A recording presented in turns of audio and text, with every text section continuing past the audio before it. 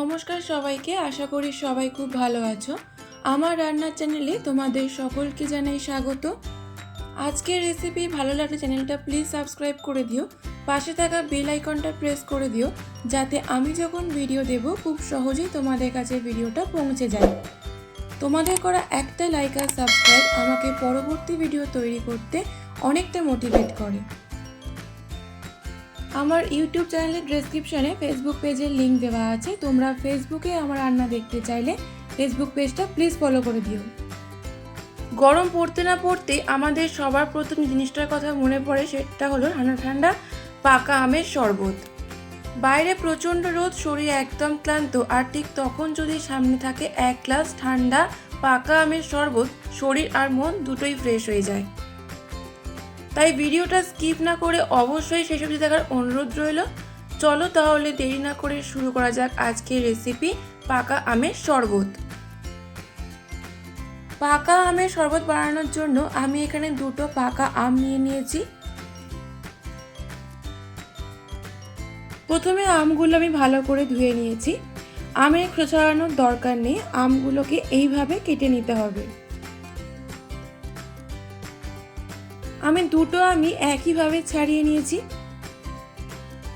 এরপর একটা চামচের সাহায্যে আমের পাল্পগুলো বের করে নিতে হবে।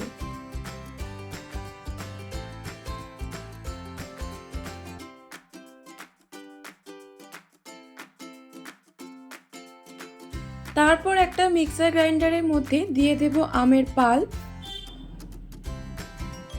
চিনি 5 চামচ। আমি এখানে 2 গ্লাসের জন্য 5 চামচ চিনি দিয়েছি, তোমরা চিনির পরিমাণ বুঝে দেবে।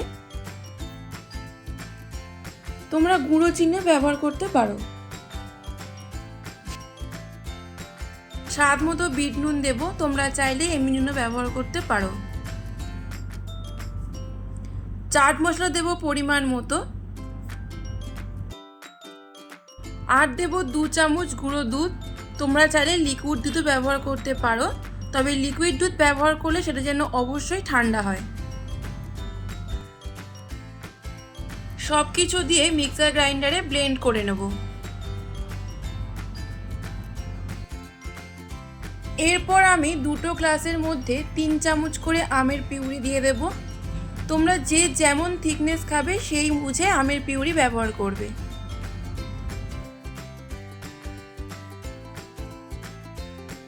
তারপর এর মধ্যে দেব পরিমাণ মতো ঠান্ডা জল।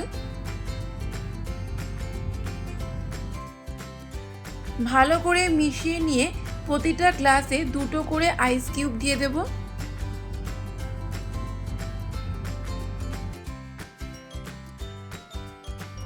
ওপর থেকে গার্নিশিংয়ের জন্য আমি এখানে আমন্ড ও কাজু বাদাম কুচি ব্যবহার করেছি, তোমরা চাইলে পেস্তা বা অন্যান্য ড্রাই ফ্রুটস ব্যবহার করতে পারো। আমের শরবত একদম রেডি।